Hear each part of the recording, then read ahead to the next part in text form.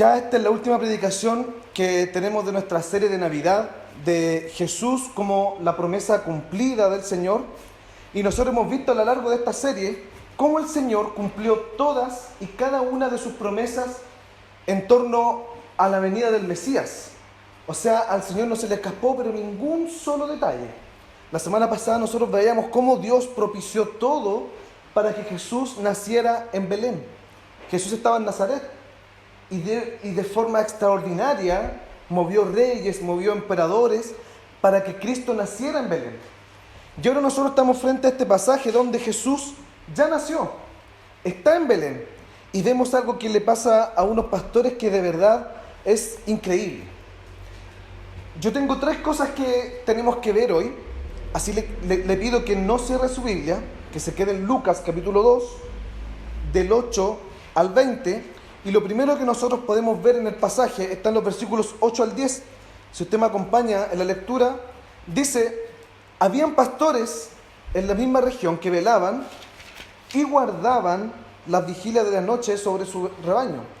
Y aquí se les presentó un ángel del Señor, y la gloria del Señor los rodeó de resplandor, y tuvieron gran temor. Pero el ángel les dijo: no temáis, porque aquí os doy nuevas de gran gozo, que será para todo el pueblo. Lo primero que nosotros vemos en este pasaje es que el Señor trae su mensaje, el Señor trae su palabra a los sencillos, a los humildes, a los de estatus más bajo. El Señor no va primero donde los reyes, donde los emperadores a anunciar que Jesús nació, sino que va donde los pastores. Yo no sé si usted sabe lo que significa ser pastor en el siglo I, donde Israel está bajo el Imperio Romano. Es el oficio o el trabajo más humilde que puede existir, el trabajo más sencillo, probablemente uno de los trabajos que necesitan menos instrucción. Estamos frente a pastores que son humildes, personas con poca instrucción, personas pobres. Y quiero que usted imagine también lo que significa estar cuidando un rebaño en la noche, en el desierto, donde andan las bestias, donde hay ladrones que pueden venir a saquear las ovejas, a robar el ganado, donde hay animales que pueden venir a comerse las ovejas e herir a los pastores también. La inclemencia del clima, el frío, el calor, todo esto lo que implica estar en la intemperie. O sea, estos pastores no tenían un buen trabajo. A eso es lo que voy. No tenían un trabajo que todos deseaban tener. De hecho, probablemente nadie quería ser pastor de ovejas. Era el oficio más bajo, en el estatus más bajo. Sin embargo, nosotros vemos acá, en el versículo 9, que dice que he aquí, se les presentó un ángel del Señor, y la gloria del Señor los rodeó de resplandor, y tuvieron gran temor. Imagínense eso, personas humildes, sencillas, pobres, se les aparece un ángel. Y dice que los rodea la gloria del Señor y los rodea un resplandor y tuvieron temor. ¿Usted ha leído Isaías capítulo 6? Cuando Dios llama a Isaías, dice que le da una visión. Y tiene una visión de un templo. Y en ese templo está Dios sentado en su trono. Y dice que hay ángeles, hay querubines que no pueden ver el rostro de Dios. Y que están día y noche cantando: santo, santo, santo es el Señor. Y está Isaías viendo la gloria de Dios y dice: soy hombre muerto, porque soy hombre de labios impuros. Imagínense estos pastores el temor que sintieron al ver la gloria del Señor y ver el ángel del Señor como venía a darle un mensaje. Probablemente ellos se estaban muriendo de miedo. Y yo reflexionaba con esto porque una de nuestras crisis hoy en día en la iglesia, y no en esta iglesia, sino que en muchas y en toda la iglesia, es la falta de temor que tenemos del Señor. Muchas veces nosotros estamos esperando que venga un ángel, tener una visión del templo como lo tuvo Isaías, que venga Dios mismo a decirnos algo, y entonces probablemente ahí vamos a sentir temor. Tenemos tan poca conciencia de la presencia de Dios aquí en el mundo, aquí en la iglesia, en mi casa, en mi trabajo, que vivimos vidas como si Dios no existiera. Como si no tuviéramos temor de Él, como que si Dios fuera un Dios que podemos meter en el bolsillo, Y cuando voy al trabajo me guardo a Dios. Cuando voy a la escuela me guardo a Dios. Cuando estoy en la universidad me guardo a Dios. Porque Dios solamente está en la iglesia. Y ahí yo soy reverente. Ahí yo tengo temor. Aquí nosotros vemos en el texto que estos pastores eran personas temerosas de Dios. Eran personas devotas. Personas que tenían temor del Señor. Entonces cuando ven este ángel dice que sienten gran temor. A tal punto que si usted se fija en el versículo 10, el ángel les dice, no tengan miedo. No tengan miedo, porque probablemente ellos pensaban, estamos muertos. Somos los más pobres. Somos los más sencillos. Somos con la menor instrucción. Le quiero dar un dato. En el siglo I, en el contexto de Cristo, la forma en que se interpretaba la ley era por medio del Talmud. El Talmud era un libro que habían escrito los fariseos, escribas y algunos sacerdotes. Y en ese Talmud interpretaban la ley.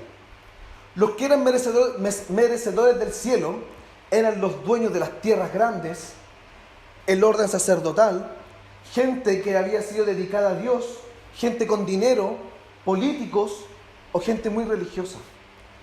Pero los pastores, los cobradores de impuestos, los pobres, la gente con poca instrucción, no eran herederos del reino de Dios.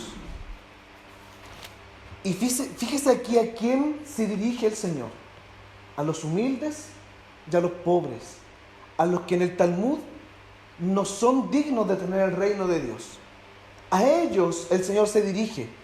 Y les dice, no tengan miedo. Porque probablemente ellos decían, nosotros aquí vamos a estar muertos. Porque según el Talmud, nosotros somos pecadores. Según el Talmud, nosotros somos indignos. Entonces este ángel viene a matarnos. Sintieron gran temor. Y en el versículo 10, el ángel les dice, no tengan miedo. ¡Qué maravilla eso! No tengan miedo. Hermanos, el evangelio del Señor Jesucristo no es un evangelio de destrucción, no es un evangelio de ira, no es un evangelio de odio, sino que es un evangelio de amor. Es un evangelio de gracia. Es un evangelio que le invita a usted a dejar el temor. Porque donde está el Espíritu de Dios, no hay temor. Pero veamos qué es lo que dice en el versículo 10. Pero el ángel les dijo, no temáis, porque he aquí, os doy nuevas de gran gozo, que será para todo el pueblo. Aquí le voy a decir algo un poco aburrido. Pero la palabra que se usa para nuevas de gran gozo es evangelizomai. En el griego, cuando se usa evangelio, se usa la palabra evangelion. Y aquí no se usa evangelion, se usa evangelizomai. ¿Qué quiere decir esto? Que es un mensaje externo hacia estos pastores. No es algo que está emanando de ellos. Quiero que leemos más profundo en esto. El cielo es un lugar al que usted y yo no podemos acceder. El cielo es un lugar donde está Dios sentado en su trono y gobierna por siempre y para siempre. Donde los ángeles cantan santo, santo, santo al Señor, día y noche. Ese es el cielo. Desde ese lugar tan glorioso, tan alto, inalcanzable para nosotros, viene un ángel a la gente humilde y pobre y les dice, les traigo nuevas de gozo. Y no de un gozo cualquiera, de gran gozo, para que ustedes den gritos de alegría. Yo no sé si a usted le causa alegría el Evangelio. Yo no sé si a usted, día a día, el Evangelio es su gozo y su alegría. Si es así, entonces usted es un bienaventurado. Porque usted no ha visto al Señor, pero experimenta el gozo del Señor. Mateo capítulo 5 dice que bienaventurados los que no vieron, pero creyeron. Usted no ha visto y cree, entonces usted es bienaventurado. ¿Y de qué otra forma el Evangelio puede traer alegría a su corazón? Juan Calvino, un predicador muy antiguo, teólogo francés, decía que hay dos cosas importantes que todo hombre tiene que saber. La primera es conocerse a sí mismo, saber quién soy yo, cómo estoy, cuál es mi condición. Y la segunda es saber quién es Dios, lo grande y poderoso y sublime que es. Con esas dos cosas yo puedo caminar tranquilo en esta vida, porque sé que mi condición es de pobreza ante un Dios tan grande y poderoso. Entonces cuando vienen nuevas buenas a mi vida, sabiendo mi condición de pobreza, esto es alegría. Porque estas personas son pobres. Y el ángel viene a decirles, hay buenas noticias. Ustedes no son los del Talmud que están lejos del cielo. Ustedes están en el reino de Dios. Entonces esto tiene que traer alegría a su vida. Porque usted y yo somos esos pastores. Usted y yo no somos los líderes grandes. Usted y yo no somos los más ricos. Usted y yo no somos los más doctos de este mundo. Y el Señor ha venido a darnos su mensaje. Esto tiene que causar gozo y alegría en su corazón. Lo segundo que nosotros vemos en el versículo 11 al 14, si me acompaña la lectura, dice que os ha nacido hoy en la ciudad de David un Salvador, que es Cristo el Señor. Esto servirá de señal. Hallaréis al niño envuelto en pañales, acostado en un pesebre. Y repentinamente apareció con el ángel una multitud de huestes celestiales que alababan a Dios y decían: gloria a Dios en las alturas y en la tierra paz, buena voluntad para con los hombres. El versículo 11 tiene 3 cláusulas que a los pastores los dejó pero trastornados. Y uno de los versículos más potentes, versículo 11, tiene 3 cláusulas. Dice, porque os ha nacido hoy, lo primero que dice el ángel. Lo segundo, en la ciudad de David. Y lo tercero, un Salvador que es Cristo el Señor. Yo no sé si usted se ha puesto a reflexionar en esto, pero Dios, que es eterno, todopoderoso, grande, nació como usted y yo nació. Dios, que es grande y omnipotente, se gestó en el vientre de María y fue creciendo de forma natural hasta que nació de forma natural. Esto es un misterio. Cómo Dios todopoderoso se hizo carne. El ángel dice que esa es la primera buena noticia. Dios se hizo carne. Dios ha nacido hoy. ¿No cree que eso es tremendo? En Génesis capítulo 15, cuando llegue a su casa, léalo. Génesis capítulo 15, Dios hace un pacto con Abraham y le dice a Abraham: yo voy a dar mi vida. Básicamente eso es lo que está diciendo el pacto. Si uno de los dos falla en este pacto, tú no vas a morir, yo voy a morir. O sea, yo voy a poner mi vida por garantía. Nosotros aquí vemos cómo Dios ha cumplido ese pacto, porque ha enviado la ofrenda que es Cristo. Ha enviado al Cordero expiatorio.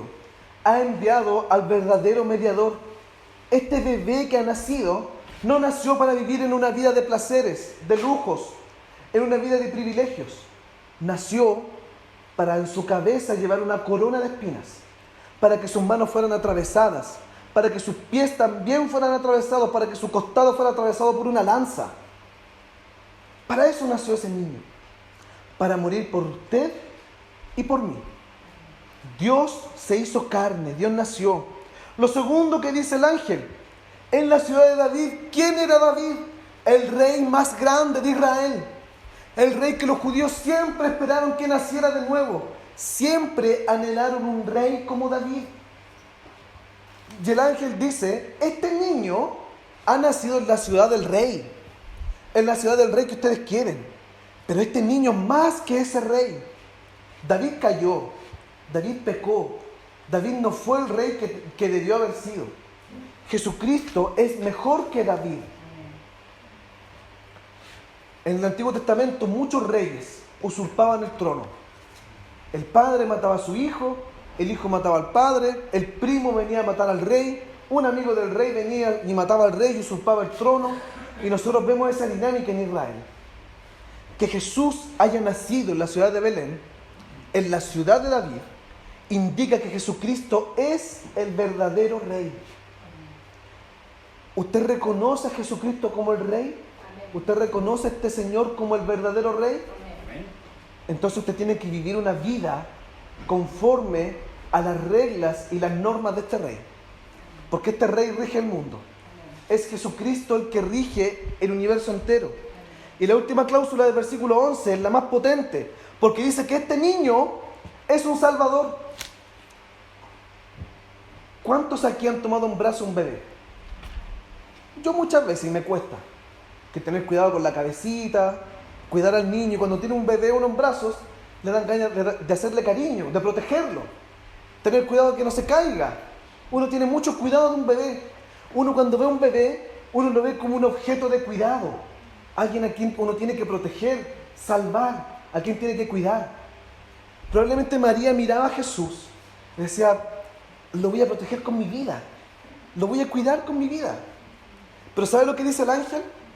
Que este niño indefenso, Él nos va a proteger a nosotros, no nosotros a Él, porque Él es el Salvador. Eso es lo que está diciendo el ángel. Este niño indefenso, Dios que se hizo vulnerable y se hizo bebé, Él nos va a proteger, Él nos va a salvar.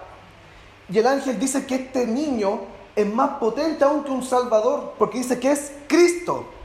¿Usted sabe lo que es Cristo? ¿Qué significa Cristo? El ungido. El Mesías, el ungido. Esto no es cualquier cosa. Adán y Eva, cuando tuvieron un hijo, llamaron a su primer hijo por nombre de Caín. Caín significa el adquirido. Entonces cuando Eva tuvo a Caín, lo levantó y dijo, este nos va a salvar. Este nos va a librar de todos nuestros males. Este va a aplastar a la serpiente. Por eso le puso el adquirido. Y a Abel le puso un soplo, un humo, como algo que se desvanece. Eso significa Abel. ¿Y qué pasó con Caín? Falló y mató a su hermano y se perdió. Y después llegó Set, y llegó Enoch, y llegó Noé, y llegó Abraham, y llegaron los profetas, llegaron los jueces, llegaron los reyes, y todos fallaron. Todos fallaron. Ninguno cumplió el estándar. Ninguno cumplió lo que Dios demandaba que cumplieran. Pero este niño es Cristo. Este niño es el ungido. Este niño no va a fallar. Eso está diciendo el ángel. Que Jesús sea el Cristo indica que Él no va a fallar en la tarea. Él va a crecer, va a cumplir todo lo que usted y yo teníamos que cumplir. Va a morir la muerte que nosotros teníamos que morir. Va a sufrir todo el castigo que usted y yo teníamos que sufrir. Y va a vencer el pecado. Ese es el Cristo. ¿No cree que es tremendo esto? Amén. Isaías capítulo 61, versículo 1, dice, el Espíritu de Jehová, el Señor, está sobre mí, porque me ungió Jehová, me ha enviado a predicar buenas nuevas a los abatidos, a vendar a los quebrantados de corazón, a publicar libertad a los cautivos y a los presos apertura de la cárcel. ¿Se acuerda quién eran los pastores? Los más bajos, los más pobres, los más humildes. Isaías 61, versículo 1 dice que el Mesías, el Cristo, viene, ojo aquí, a los abatidos, a los quebrantados de corazón, a los cautivos, a los presos. Esos son los pastores. Esos son los pastores porque el versículo 12, en el texto que nosotros estamos viendo, dice, esto os servirá a ustedes, a los pastores, por señal. Hallaréis al niño envuelto en pañales, acostado en un pesebre. Jesucristo ha venido a los humildes. Esta es la lógica de Dios. No viene a los más ricos primero, viene a los más pobres, viene a los más humildes. No estoy hablando de algo económico, estoy hablando de su corazón.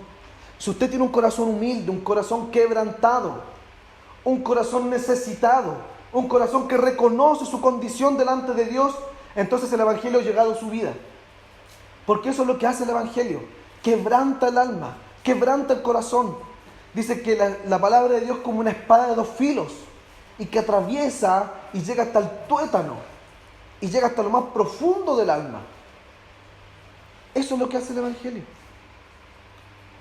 Y fíjese cómo es la lógica de Dios. En el versículo 11 se nos describe un Dios grande, un Cristo poderoso, un bebé que es nuestra salvación. ¿Se acuerda que el ángel dice, nació Dios en la ciudad de David, que es rey, y es Salvador y Cristo? O sea, este niño es alguien sublime, es alguien muy elevado, es más grande que cualquier cosa en el universo. Y fíjese dónde está, en el versículo 12. Lo hallarán envuelto en pañales, acostado en un pesebre. Eso es ilógico. Eso no tiene lógica. Dios acostado en un lugar donde comen los animales. En el pesebre comen las vacas y los cerdos. Ahí está envuelto en pañales nuestra salvación. ¿No cree que eso es ilógico? Eso no tiene sentido. Esa es la lógica de Dios. ¿Sabe por qué? Porque Jesús no se hizo solamente carne. Se hizo igual que usted y que a mí. ¿En qué sentido? Que se hizo pobre. ¿No existe algo más pobre que nacer en un pesebre? ¿No existe algo más pobre que en tus primeras horas de vida estés respirando el olor de los animales? ¿No existe algo más pobre que no tener donde refugiarse en esa noche en Belén? ¿No existe mayor pobreza que esa? Jesucristo no solamente se hizo carne, se hizo pobre como usted y yo. Eso es maravilloso. Así es nuestro Salvador. Y el versículo 13 y 14, probablemente los más importantes, dice: y repentinamente apareció con el ángel una multitud de huestes celestiales que alababan a Dios y decían: gloria a Dios en las alturas y en la tierra paz, buena voluntad para con los hombres. La única y otra vez donde los hombres ven ejércitos angelicales es con Eliseo. Está Eliseo en su casa y el rey sabe que los sirios van a destruir Israel. Y dice: ¿y el profeta dónde está? El profeta está en su casa descansando. Y el criado va a buscar al profeta y le dice: Eliseo, vienen los sirios, nos van a destruir.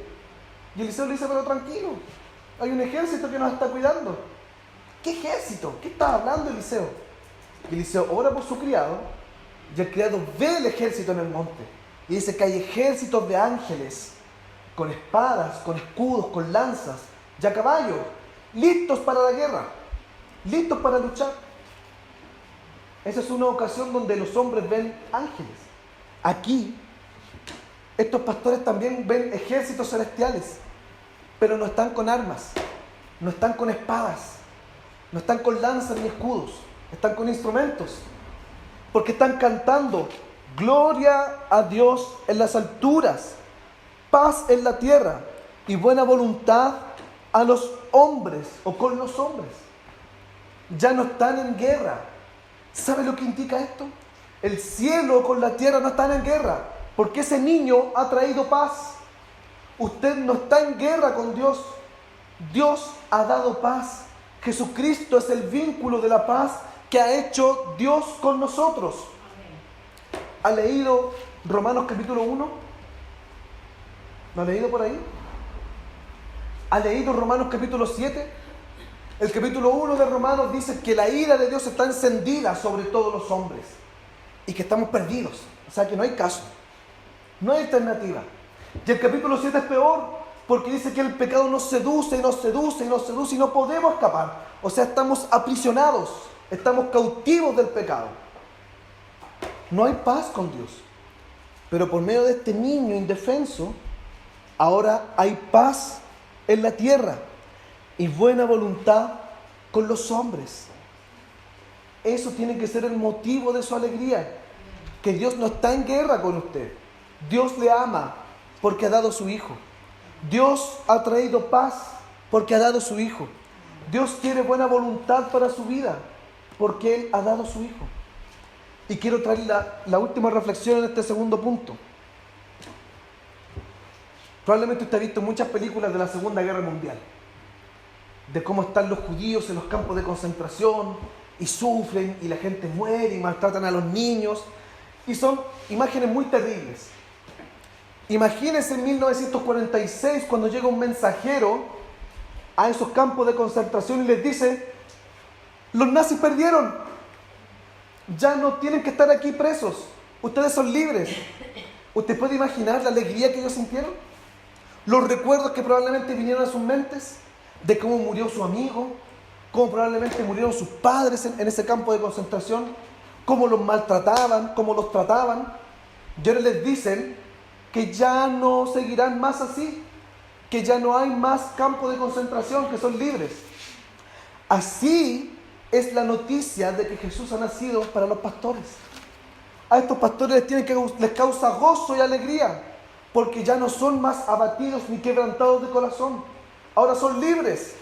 Dios ya no tiene su ira encendida sobre ellos, sino que Dios tiene paz y buena voluntad. Eso es la Navidad. Eso es el Evangelio. Y ya con esto termino. Versículos 15 al 20. Dice: y sucedió que cuando los ángeles se fueron de ellos al cielo, los pastores se dijeron unos a otros: pasemos pues hasta Belén y veamos esto que ha sucedido y que el Señor nos ha manifestado. Y vinieron pues apresuradamente y hallaron a María y a José y al niño acostado en el pesebre. Y al verlo dieron a conocer lo que se les había dicho acerca del niño. Y todos los que oyeron se maravillaron de que los pastores les decían. Pero María guardaba todas estas cosas, meditándolas en su corazón.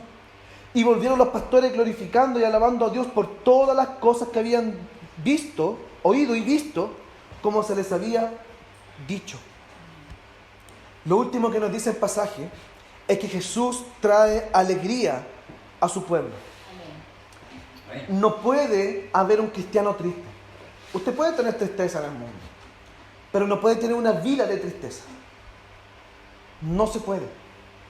Porque si sus ojos están puestos en el Señor Jesús, entonces su alegría tiene que ser desbordante. Usted puede sentir tristeza porque murió un familiar, y está bien.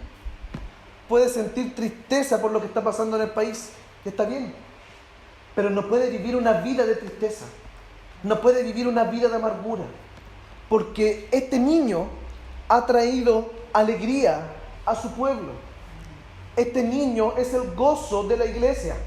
La iglesia no puede ser una iglesia triste, tiene que ser una iglesia alegre, una iglesia que contagie esta alegría. Fíjese lo que dice el versículo 15. Los ángeles se fueron y los pastores dicen: pasemos pues hasta Belén y veamos esto que ha sucedido, que el Señor nos ha manifestado. Los pastores no estaban en Belén. Eso dice el versículo 8. Dice que estaban cerca en la región, pero no estaban en Belén. Probablemente estos pastores estaban con cerca de 200 ovejas. Imagínense eso, 200 ovejas. Los pastores se planificaban con una ruta donde iban a ir pastando con las ovejas, y las rutas más seguras para que no los asaltaran ni vinieran las bestias del campo a comer las ovejas. Y ellos toman un riesgo. Han escuchado un mensaje celestial, han escuchado un mensaje maravilloso y dicen: vamos a ver al Mesías. ¿Usted sabe lo que implica eso? Son los más pobres. Imagínense, ellos pierden una oveja. Los pastores daban su vida por las ovejas. Si venía un animal, ellos iban y luchaban con el animal. Si venían ladrones, iban y se agarraban con los ladrones. Esto implicaba todo eso: desviarse del camino, de la ruta segura, llevar 200 ovejas aproximadamente y caminar por otra ruta no planificada a Belén, con el riesgo del clima, de los asaltos y de los animales. Ir a ver al niño. Y nosotros a veces somos tan flojos para venir a orar a la iglesia. Somos tan flojos para venir al culto. Somos tan flojos para las cosas del Señor. Y tenemos 1, 2, 3, hasta 100 excusas para decir: Señor, es que no pude. No pude ir a alabar tu nombre. Señor, es que fallé en esto. Si Jesucristo estuviera aquí físicamente, usted probablemente no sería capaz de darle ninguna de esas excusas. Estos pastores movilizaron 200 ovejas para ir a ver a un bebé en un pesebre. ¿Qué nos queda a nosotros? Tenemos tantas excusas y ninguno de nosotros es pastor de ovejas. Ninguno de nosotros duerme en la noche pensando que van a venir a robar o pensando que van a venir los animales a comerse las ovejas. Ninguno aquí duerme en la noche pensando que las ovejas se van a enfermar por el frío o porque está lloviendo. Y aún así, tenemos una y otra excusa para no servir al Señor. Los pastores nos están dando un ejemplo de que estas personas humildes y pobres se están arriesgando solamente para poder ver a Jesucristo en ese pesebre. Solamente para darle gloria. ¿A qué está dispuesto usted a este año que viene? ¿Está dispuesto a movilizarse con todo para solamente dar gloria a Dios? Si está dispuesto a eso, le repito, usted es un bienaventurado. Porque bienaventurados los que creen y no vieron. Los demonios creen y tiemblan. La gente en el mundo también cree que hay un Dios y no tiene temor. Pero son bienaventurados los que creen de verdad, los que creen con su corazón, los que viven una vida conforme a la palabra de Dios. Esos son bienaventurados, no simplemente el que cree. Y ya con esto voy terminando. Versículos 19 al 20. Dice: pero María guardaba estas cosas, meditándolas en su corazón. Y volvieron los pastores glorificando y alabando a Dios por todas las cosas que habían oído y visto, como se les había dicho. ¿Qué misión tenía María? Criar, cuidar, proteger al Salvador del mundo. Imagínense que estos pastores vienen y les dicen a María: María, vimos un ángel, nos rodeó una gloria que no entendimos y nos dio mucho miedo. Y el ángel nos dijo: tranquilos. Y después el ángel nos dio un mensaje y nos dijo que ese niño que tú tienes en tus brazos, ese niño es el Salvador, que ese niño es Dios hecho carne, que ese niño además es el Cristo. Imagínense lo que pensaba María.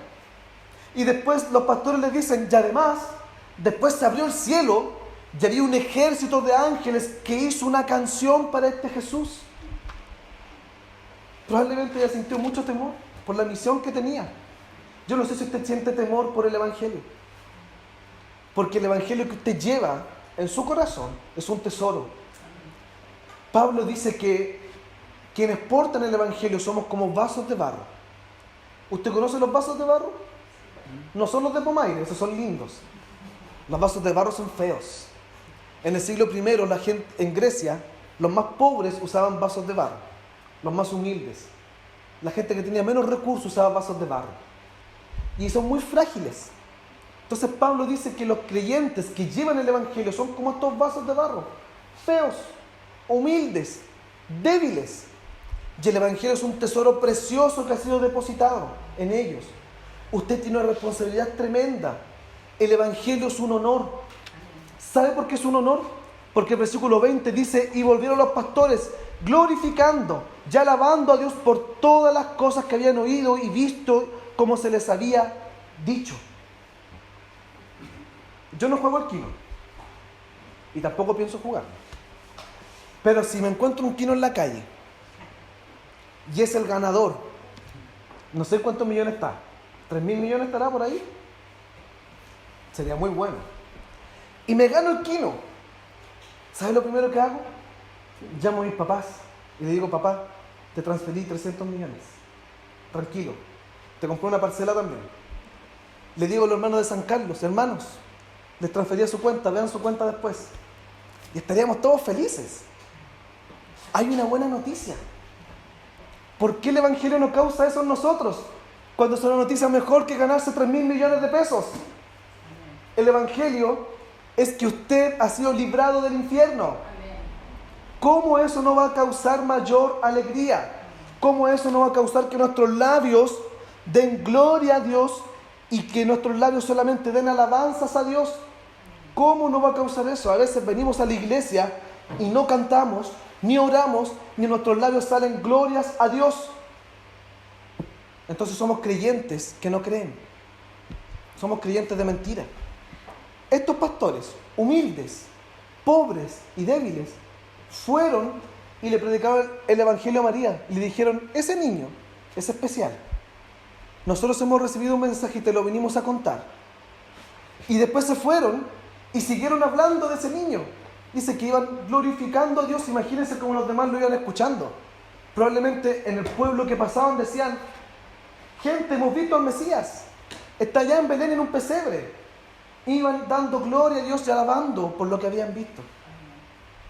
Así tiene que ser su vida. Esto es un estilo de vida. Un estilo de vida de dar gloria a Dios y alabarle por todo lo que Él ha hecho. Hermanos, ya estamos terminando un año. Y no sé si su vida o su año ha sido un año de dar gloria a Dios y de alabarle por todo lo que ha hecho. Pero si no ha sido así, le invito a que el año que viene, no por tener un ciclo ni nada así medio raro, sino que por un estilo de vida, usted aprenda a glorificar a Dios y alabarle todos y cada uno de los días del año que viene. Ese tiene que ser su estilo de vida. Y cuando termine el año, usted va a poder decir, gracias Señor. Gracias Señor. Porque yo antes era un esclavo y ahora por ese niño soy tu hijo. Amén. Oremos al Señor. Señor, Padre Celestial, te damos gracias por tu palabra. Gracias porque ese niño significa nuestra paz. Gracias porque ese niño que es Cristo significa que ya no somos enemigos tuyos, sino que somos tus hijos. Señor, qué privilegio más grande. Señor, tu evangelio es mucho más grande que ganarse 3.000 millones de pesos, porque todo ese dinero va a morir aquí. Todos los bienes que podemos adquirir van a morir aquí y van a quedar acá. Pero nosotros vamos a partir a tu presencia por siempre y para siempre. Y no en una condición de enemigos, sino que en una condición de hijos. Gracias porque todas estas cosas las hace Jesucristo el Señor. Gracias porque tú has traído paz a la tierra y has traído buena voluntad para nosotros.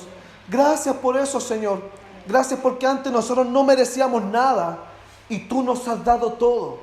Nos has dado Cristo, nos has dado familias, nos has dado salud, trabajo, techo, comida y tantas cosas más. Gracias por todo lo que tú has dado en este año. Gracias, Señor, porque queremos que nuestras vidas sean vidas de gloria y alabanza a tu nombre. Ayúdanos a eso. En el nombre de Jesús.